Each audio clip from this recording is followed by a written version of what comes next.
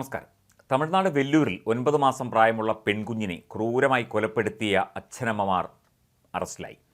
പെൺകുഞ്ഞ് ബാധ്യതയാകുമെന്ന് കരുതിയാണ് കൊല നടത്തിയത് എന്ന് ഇരുവരും വെളിപ്പെടുത്തി. വെല്ലൂർ എരിയൂരിലെ കർഷക ദമ്പതിമാരായ ജീവയും ഡയാനയുമാണ് 9 ദിവസം മാത്രം പ്രായമുള്ള കുഞ്ഞിൻ്റെ ജീവനെടുത്തത്. ഇവർക്ക് ആദ്യം ജനിച്ചതും ഒരു പെൺകുട്ടിയാണ്. രണ്ടാമത്തേത് ആൺകുട്ടിയാകണം എന്നാഗ്രഹിച്ചു എന്നാണ് ഇവരുടെ മൊഴി.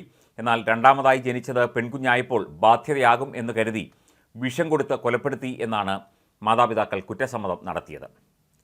പപ്പായ മരത്തിൻ്റെ പാൽ നൽകിയാണ് കുഞ്ഞിനെ കൊലപ്പെടുത്തിയത്. തുടർന്ന് കുഞ്ഞിൻ്റെ മൃതദേഹം വീടിന് സമീപം കുഴിച്ചിടുകയായിരുന്നു. കുട്ടിയുടെ വായിൽ നിന്ന് ചോര വന്നുവെന്നും അബോധാവസ്ഥയിലായി പിന്നാലെ മരിച്ചു എന്നുമാണ് ഡയാന അവരുടെ അച്ഛനോട് പറഞ്ഞത്. സംശയം തോന്നിയ ഡയാനയുടെ അച്ഛൻ പോലീസിൽ പരാതി നൽകി. പോലീസ് ചോദ്യം ചെയ്യാൻ വിളിപ്പിച്ചപ്പോൾ മുങ്ങിയ ഡയാനയും ഭർത്താവും പഞ്ചായത്ത് സെക്രട്ടറിയെ രഹസ്യമായി കണ്ട് സഹായം തേടി. സെക്രട്ടറി പോലീസിനെ വിവരം അറിയിച്ചതോടെയാണ് പ്രതികൾ വലയിലായത്. മറവ് ചെയ്തിരുന്ന കുഞ്ഞിൻ്റെ മൃതദേഹം പുറത്തെടുത്ത് പോസ്റ്റ്മോർട്ടത്തിന് അയച്ചു. മൂത്ത മകളെ സർക്കാർ സംരക്ഷണയിലേക്ക് മാറ്റി. ഗ്രാമത്തിൽ അടുത്തിടെ പല പെൺകുഞ്ഞുങ്ങളും മരിച്ചിട്ടുണ്ട്. എല്ലാത്തിലും വിശദമായ അന്വേഷണം ഉണ്ടാകുമെന്ന് ഏരൂർ പോലീസ് അറിയിച്ചു. പെൺകുട്ടികൾ ബാധ്യതയാണെന്ന് കരുതുന്നവർ ഉണ്ടെങ്കിൽ സർക്കാരിന് കൈമാറണമെന്ന് ജില്ലാ കളക്ടർ അറിയിച്ചു.